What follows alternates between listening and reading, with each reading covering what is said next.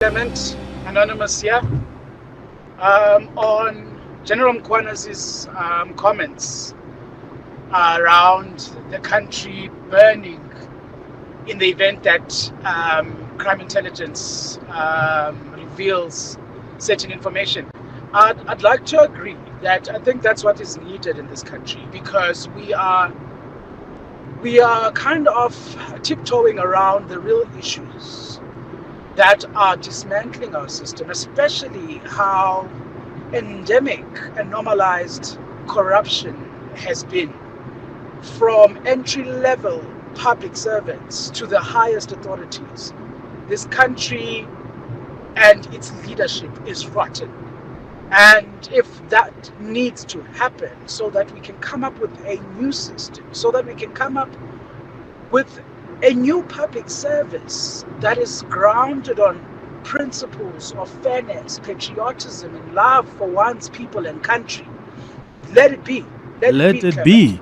Thank you. Yeah, what's that clip? What was that scene on Sarafina where it says, "Ban, ban, ban," were they in class? What was it on Sarafina? Remember, there was a riot at the school.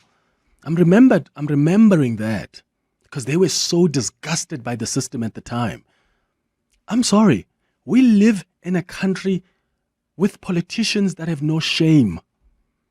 They steal like there's no tomorrow. And if we have an opportunity to expose them, let it be. I would rather live in a country that burns to the ground and we build it from scratch. Because the burning then eradicates the people that have no best interest of this country at heart. We can build it from the ruins.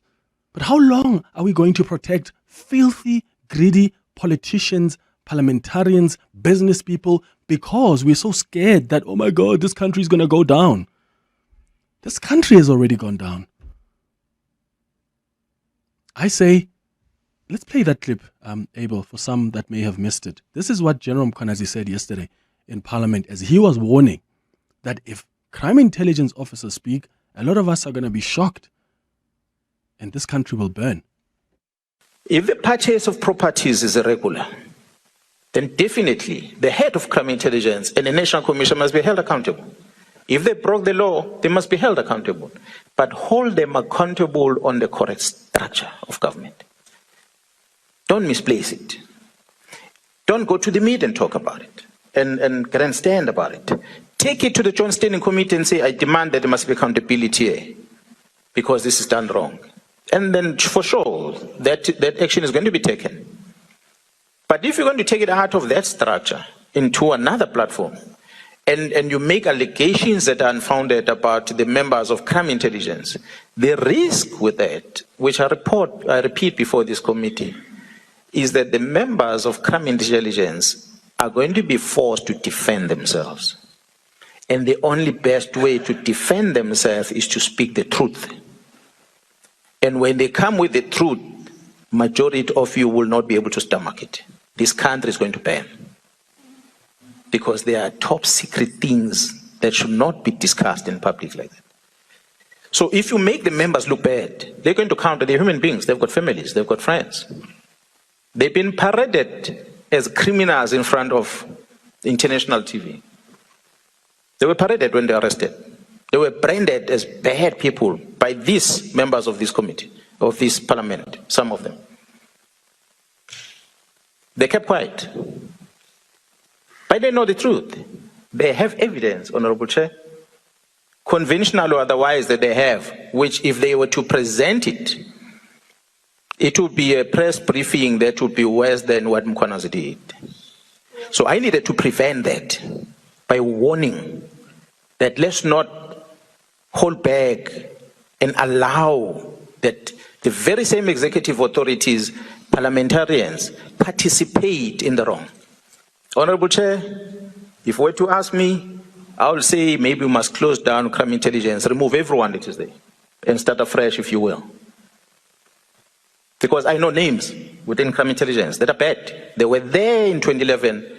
They are still there today. We have family members of the Mdlulis of this world that are still controlling gadgets that are listening to all of you at crime intelligence.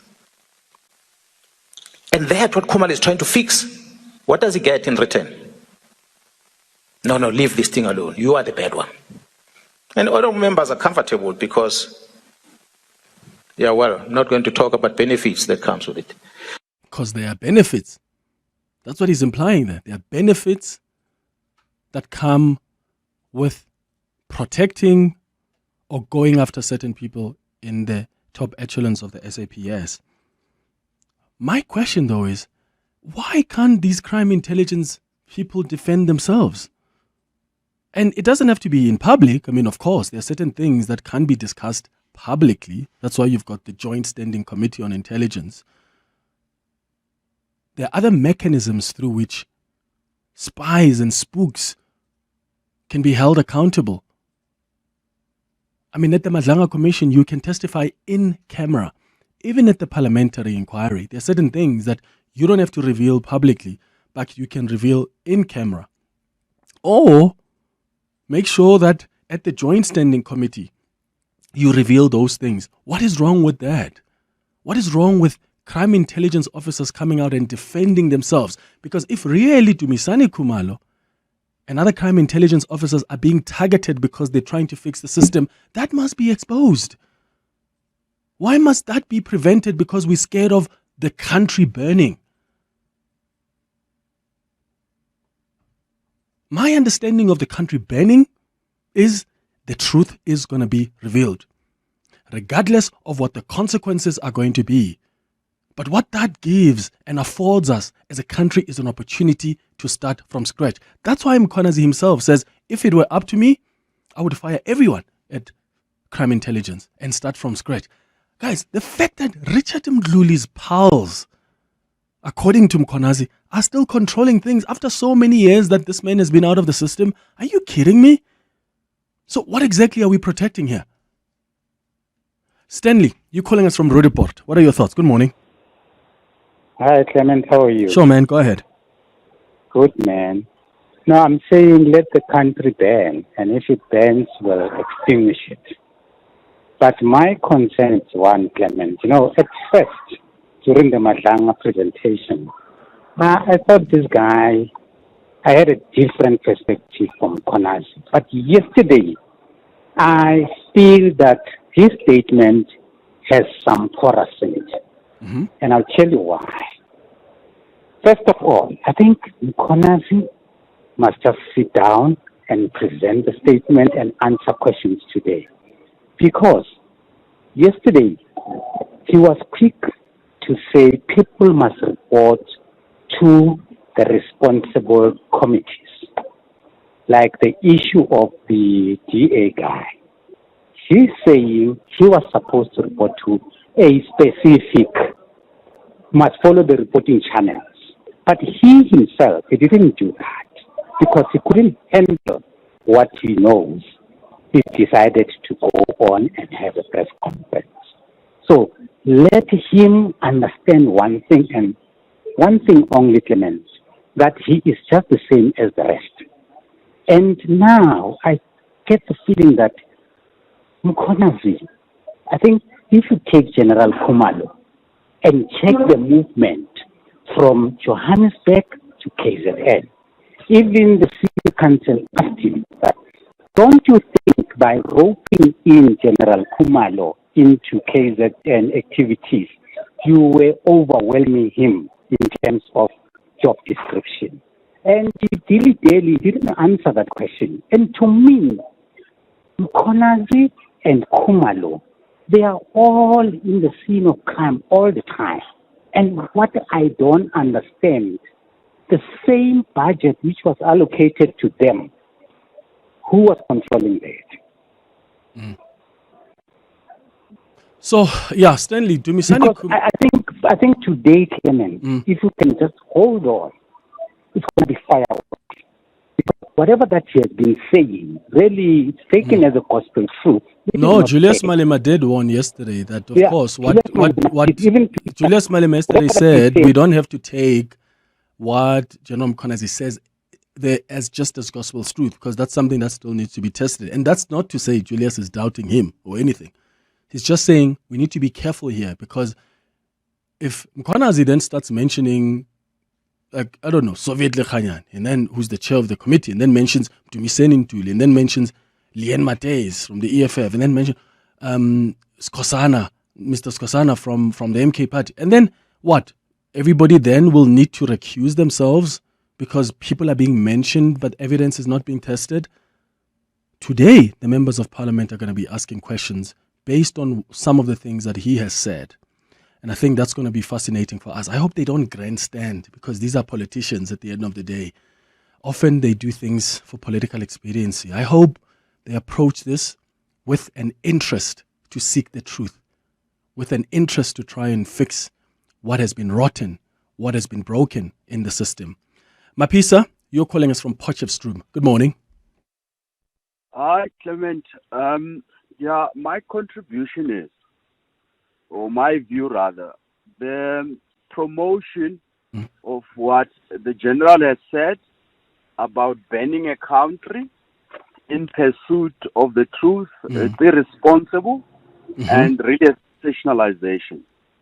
We do not have capacity now to solve our problems. Why do we want to wish for a situation where things are ruined and completely destroyed? We know there is problems. It's nothing new. We're sensationalizing things here. There was money in SOFA's tender system, which we spoke about. There are general communities that knows these problems. We know the problems. We allow it. So even if we know the truth, there would not be major protests in union building demanding leadership. No, we are paralyzed. So for me, my point is we need to understand the truth and fixate on what we can do to solve the problem. Sensationalizing it, I do not agree. Thank you. So what happens in the meantime, Mapisa, if really there are consequences to quote-unquote things burning, and by that I mean the truth coming out, as shocking as it may be to all of us, and maybe even turn around institutions? If we're not ready for that, so are you comfortable to live in a country where we possibly have politicians that are being controlled by a criminal syndicate and a drug cartel, and those can't be exposed in its entirety because we don't know what the country will look like post this quote-unquote ban? Are you comfortable to live in a country like that? We appear as society that we are comfortable by voting for people that continues to show us that they are not ready to serve. We cannot then, when we have opportunity to change things through a democratic processes, then when we have commissions who jump up and down. Clement, if you don't do well in your job, right, why should we continue to support you in your job? If I don't do well in my job, yes, take it the same thing. We must take responsibility here. There is no country in the world, there is few exceptions. If people as voters, we don't take responsibility and demand through right institutions accountability and performance. Yeah, Mapisa, I agree with you there. With you there. We need to take accountability as well. We talk about this all the time. Because, we're up in arms now, right? Have you seen the pictures of, so these people, let me paint a quick picture for you. These people that General Mkhwanazi is talking about, these business people that are seemingly so corrupted in jail. You look at the people that have been accused of wrongdoing, like Edwin Sodi. You look at people like Mongen, Hangwani. They were at a party together at Edwin Sodi's house. You know who's there at the party? Pulemabe. Keith Khoza. Who's Keith Khoza? The advisor to the current deputy president. The deputy president who once even used the house of Edwin Sodi in Cape Town. So if really you as a South African are convinced that General Mkhwanazi and Dumisani Khumalo are telling the truth by trying to link these individuals, particularly these ones that are currently arrested, Aboket Matlala, to these politicians, why are you not asking your party? Why do you have members there in the organization that are busy feasting with these guys that are facing such serious allegations? So Mapisa is right. What accountability do you and I take Because when we go to the polls the next time, what do? How do you exercise your power to ensure that there's accountability? You express your outrage at your disappointment at people who are constantly linking up with these problematic characters. What do? So we have been enabling the system for far too long, and we must take accountability for it. 25 minutes before 10 o'clock, we continue with your calls on 011-883-0702. The WhatsApp line is 072-702-1702. I've played you a clip of General Mkhwanazi, who is warning that should the crime intelligence officers come out and defend themselves, this country will burn, as a figure of speech. I mean, what do you guys understand burning to be? My understanding of burning is the truth has to come out regardless of the consequences. And it's the same view that I held even when Jacob Zuma was about to be arrested. There's some of you that said, oh my God, no, let's not do it, because what if people take to the streets? Justice has to be done. We cannot live in a country where some people are untouchable because should you go arrest them? Like imagine we're scared to go arrest Ket Matlala or Clement, who's a very famous, dangerous businessman because he's got so much support. Ridiculous. And equally so, if there are secrets that could help us rebuild, let them come out, regardless of what those consequences are going to be. We are already in the darkness of the hole in this country. And if we are serious about rebuilding this country that I would imagine all of us love and are interested in, we need to fix. We need to fix what is wrong with the system. How do you fix what's wrong with the system? Maybe you need to fix it from the bottom up or from the top up, as the General Mkhwanazi said yesterday. If it were up to him, he would fire everybody at crime intelligence. Unfortunately, you can't really do that because then that halts the crucial work that they do or that they're supposed to do, if you get what I mean. I'm saying let the truth come out. We cannot hide certain things just because we are scared of the country burning, quote unquote. Let the truth come out because there's so much that is so wrong. There's so much rot in the system. And if we are so interested in living in a country, fairness of opportunities, where there's respect for the rule of law, it's important for us to take out the bad apples. Even with journalists. I mean, yesterday someone tweeted, do you have that clip there, Abel, of General Mkhwanazi? Oh, no, I didn't. We didn't save that one. There's a part where he was talking about an investigation. He mentioned, I think, News 24, and he said that there must be an investigation into the role of specific journalists, but he didn't necessarily name them, but he identified their publications as News 24, City Press, and I think the Sunday Times, if I'm not mistaken. Please correct me if I'm wrong here. If there must be if he's got evidence, hopefully, or even if it's not full evidence, but a little bit that could help investigators begin, let him submit it. Let him submit it. And that's part of the burning process. The rot that has infiltrated, whether it's this industry, the media industry, the journalism industry, whether it's the rot that's infiltrated the SAPS, the political spheres, the judiciary, let it come out. Wasn't that the purpose of that press briefing on the 6th of July? Spiwe, you're calling us from Durban. Good morning. Good morning, Clement. How are you? I'm all right, man. Go ahead. Yeah, Clement, we live in interesting times, and it's safe to say it's not the kind of times one was thinking of living through. So my take is, firstly, on the gentleman that was saying that he just went to the press conference. I beg to differ because I remember that the general actually followed several internal processes to try and get these issues out, but there was no success.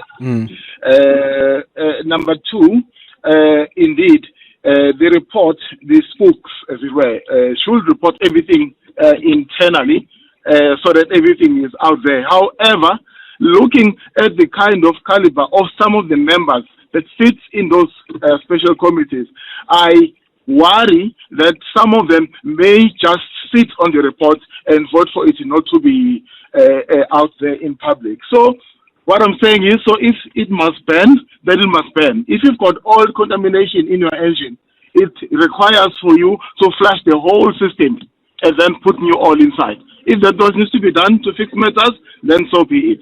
That's my take on it, Clement. Spiro from KZN. Yeah, Spirit, thank you so much for your call in Durban. And once again, guys, when we talk about burning, nobody's talking about civil war or violence.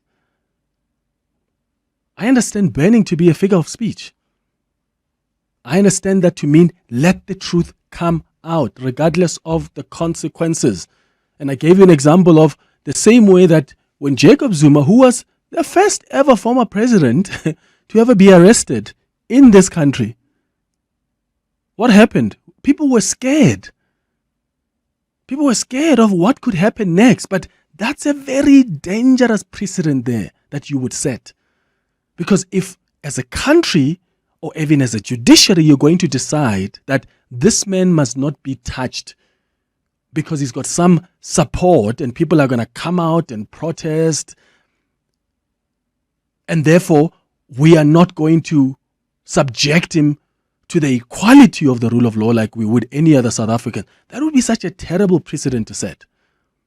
And equally so now, are we trying to set a precedent where we say there are certain judges that are corrupt, there are certain journalists that are corrupt, there are certain politicians that are corrupt, but no, let's not reveal that because that's going to be danger in this country. Is that what we're comfortable with?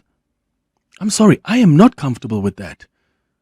General Mkhwanazi has already taken the first step on the 6th of July, revealing the links between these politicians and some of these business people.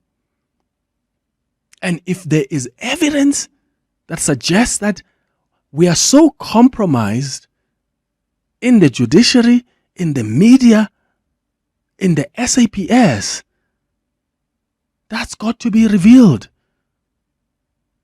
regardless of what the consequences are. And if that's not going to be revealed, please tell me what the next option is. Must people who are in the SAPS, who are aware of the rot, just keep quiet? Can they just leave it? If the president is corrupt right now, let's say for argument's sake, God forbid, the president is busy being controlled by a drug cartel. No, let's not reveal it, please. Because the country is going to burn. Is that the country we want to live in? So leave the president or the deputy or some police minister or anyone to be controlled by a drug cartel because we're scared that should that be revealed, that's going to cause havoc. Hi, Bo. Mpo, you're in Pretoria. Hi. Hi, Clement. Thank you for taking my call. Sure, Clement, go ahead. I agree with you, and I agree with everyone's sentiment that the country must burn. I think the pertinent question now is, Mkonazi's teaser that if should he reveal names, the country will burn. How do we now force him to speak? How do we now force him to expose the rot, to expose the people that are involved? I mean, they mustn't throw this crap at us about national security and national intelligence and importance. This is not the US. We are bleeding taxpayers, and these oaks are accountable to us. So we need to find ways now. We need to understand what are the structures, what are the tools and mechanism of government or of parliament that will force Mkonazi, subpoena him to actually reveal those names. He's already told us that he's got the names. He's just worried to reveal them in case the country will burn. And that, for me, that is not good enough. As a country, I think as a country right now, we should be standing up and protecting ourselves. I don't think there's a single South African who doesn't go a month without thinking how crime will next affect them. Yeah, and also, Paul, I expect a lot from anybody who takes a bold step, and I think Mkonazi, and I'll give him credit for that, for taking the bold step to reveal the truth. I expect more from him. I get it, he said, Diana, he wants to reveal the truth. He can't stick around and watch the rot as it happens. So why do we have limitations now? Absolutely. So, and I couldn't have said it better, Clement. And I'm not suggesting here that, of course, there are certain things that General Mkonazi is not going to be able to say publicly, right? There are state secrets. But again, there are mechanisms in place. There are structures in place where that evidence can be revealed. One, at the Nhlanhla Commission, in camera. Even Dumisani Khumalo said some of the evidence will be in camera. I hope that part of that evidence will be what he was talking about yesterday. So the Joint Standing Committee on Intelligence, there are many other structures where you can, in a safe manner, without compromising the work of state security or crime intelligence, you can make these kind of revelations. Because you are the man who wants the truth, who wants to reveal the truth. Because it disgusts you that the system is rotten. There mustn't be limitations, surely. Let's go to your WhatsApps on 0727021702. Good morning, Clement. Clement, I agree with you 100%. Yes, let the country burn. Let it all be revealed, all these secrets. I would rather live in a rubble than allow myself to be ruled by 1,000 criminals. No, it cannot be. But also I'm worried about people who come to the show to discredit the general or his statements, everything that he's saying. I doubt these people are patriots or South Africans, or if at all, maybe they benefit from all this chaos we have as a country. Thanks, Clement. Morning, Clement. I think it's best for the truth to come out. You know, fire is a symbol, or fire symbolizes purification as compared to water that just cleanses. So when the truths are revealed, the country can be purified from this rot of corruption and we can start up fresh. This is Rowley from Johannesburg. Morning, Clement. Regarding the burning, I think let's use a more subtle word. It would really be nice to just hit the reset button and start afresh. I could see if we're starting from 1994 or I don't know which year we're going to start from. Because think about it, Mkonazi is mentioning all these things. He hasn't even talked about the lawlessness happening in the Cape Flats. He hasn't talked about the gangster state Mashura was running there in the Free State. So this is literally just a tip of an iceberg. Yo. Hey, morning, Clem. To me, I think what General Mkhwanazi said yesterday, let the country burn. We are already burning in this country. So nothing new, nothing gonna shock us, nothing gonna surprise us, because it's been long overdue seeing this thing happening. But we're not having somebody who can come out clear and put it as it is to us. So let it be, so we can see what's going on exactly. Foster from a pit. Thanks. Let's go to Timothy. Let's start with Sillo, who's been holding much longer. Sillo, you're in the Northwest. Good morning. Good morning, Clement. How are you? I'm not Dawood. Dawood, you know what is happening in this country, no? We are fed up because we have been quiet for a very long time. We support Nhlanhla Mkhwanazi. Everything what he said on the 6th of June is the honest truth, even there in Madlanga Commission. Wait, so what? His evidence mustn't be tested because you already take what he said and you believe it's true? Yes. Okay. It is, honestly speaking. All right. Sillo, in the Northwest. Thank you. Well, his testimony will be tested today by members of Parliament. At the Madlanga Commission as well, some of the people he's mentioned are going to come and they've got some questions for him as well. He will also have an opportunity to cross-examine or question some of the people that may implicate him in anything else. This is not to say that what he has shared with us is not true. In fact, if anything, most of what he shared on that 6th July press briefing has been proven by Dumisani Khumalo through the evidence that is already provided, especially through the text messages. But I'm a bit uncomfortable with this idea that when someone says something, no matter how impressed you are about their bravery, then you take it as that's it, and therefore that can be questioned. I don't think that should be how we approach things, whether you like someone or not. Let's go to Ishmael now, who's calling from Morningside. Ishmael, hi.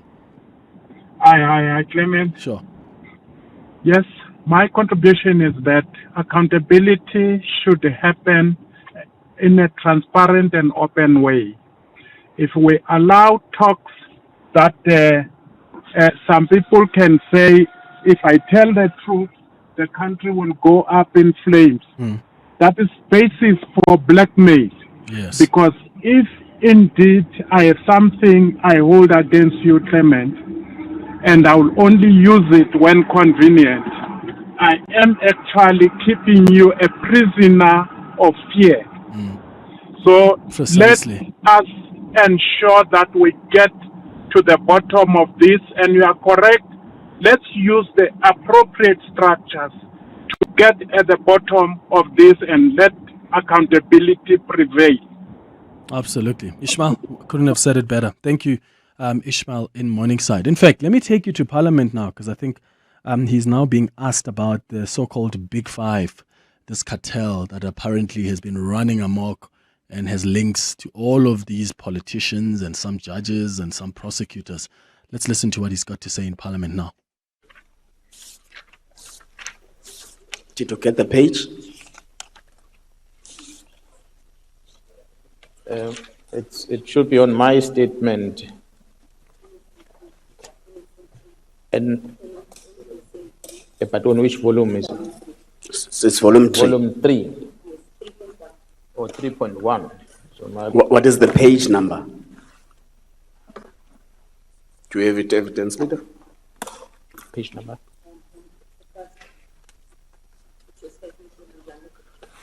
Okay, I want to invite the members on that volume 1, NMS 3, to open page 83.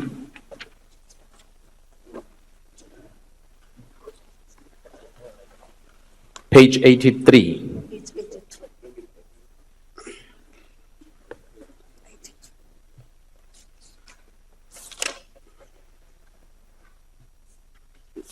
So in paragraph 275.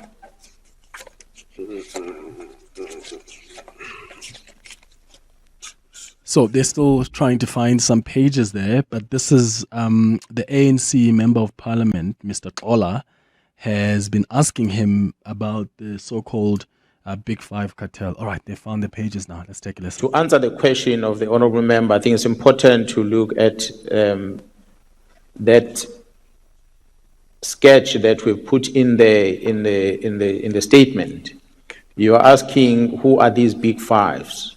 We can only talk about the Big Five of those that are already arrested and they are in court. Those that have not been arrested, unfortunately, we're not in a liberty to talk about them. You will see that the Big Five on this graph are those that are marked with red on that picture on the left. So that whole group, the only names that we are making it visible here are the two names. Okay.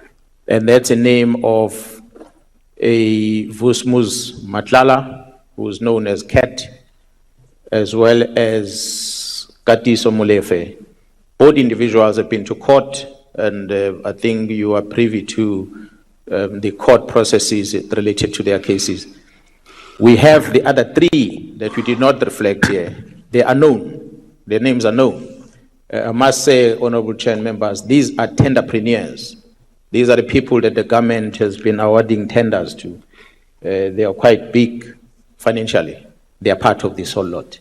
We did not put their names because we did not want to implicate people before they appear before court, except the others. The place that we feel comfortable to talk about it, we name the names, and the others that we're not comfortable with, we did not put the names. That's fine, General. That's acceptable. You say there is an involvement of the judiciary in all this fracas. But in that process, you mention only one fellow magistrate, Mahlangu.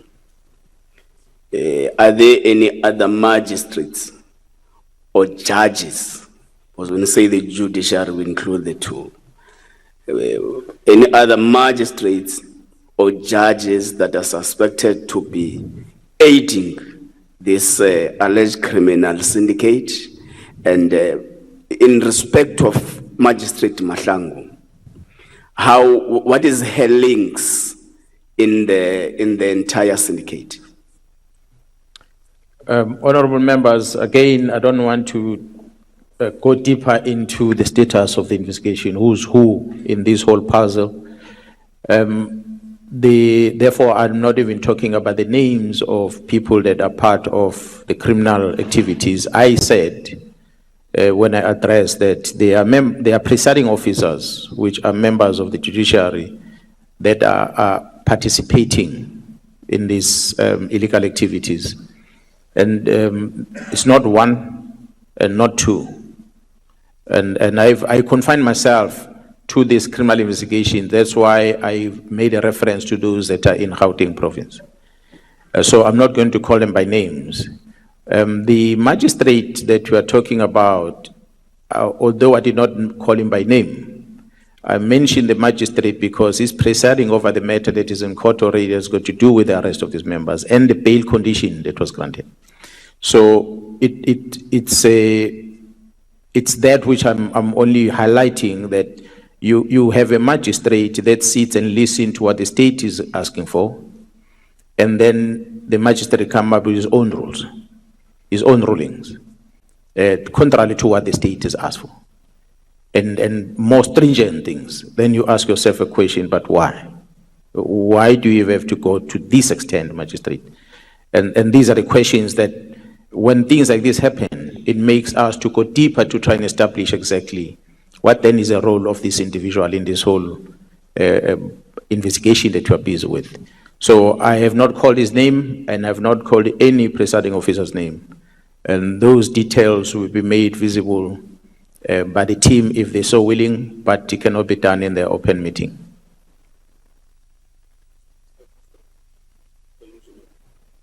Thank you, General.